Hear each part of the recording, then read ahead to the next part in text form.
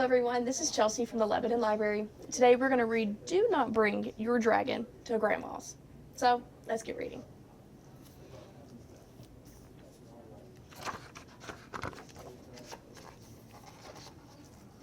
The car is packed up.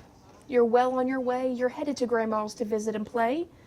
Be a good listener, behave and be kind. Sadly, you must leave your best pal behind. Do not bring your dragon to Grandma's.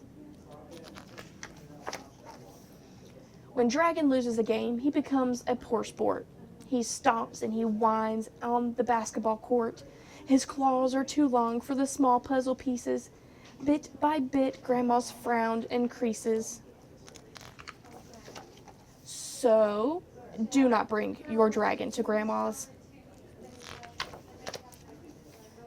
When you head for a walk to the neighborhood park, your dragon will make every single dog bark. She loses her patience in line for the slide and cuts to the front with her big backside. So you do not want to bring your dragon to Grandma's. Back at home, it's time to bake yummy treats. Together you'll flip up the large cookie sheets. But Dragon insists on doing the baking, and he doesn't realize the mistake he is making. So, do not bring your dragon to Grandma's. You'll go back outside to cool off Dragon's flames. You can help with my garden, Grandma proclaims.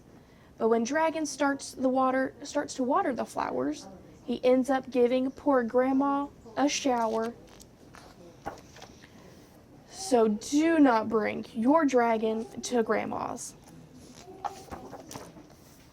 These are some unfortunate things that Dragon might do, but you're forgetting that dragons can be helpful too.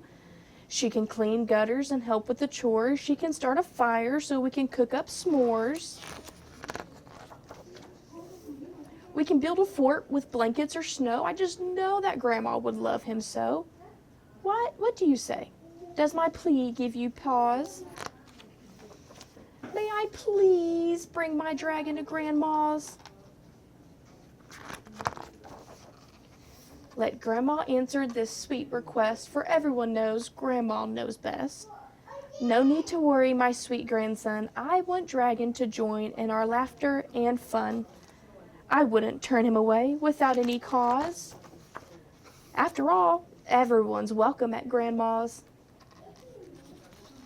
The end. Thank you so much for reading with me.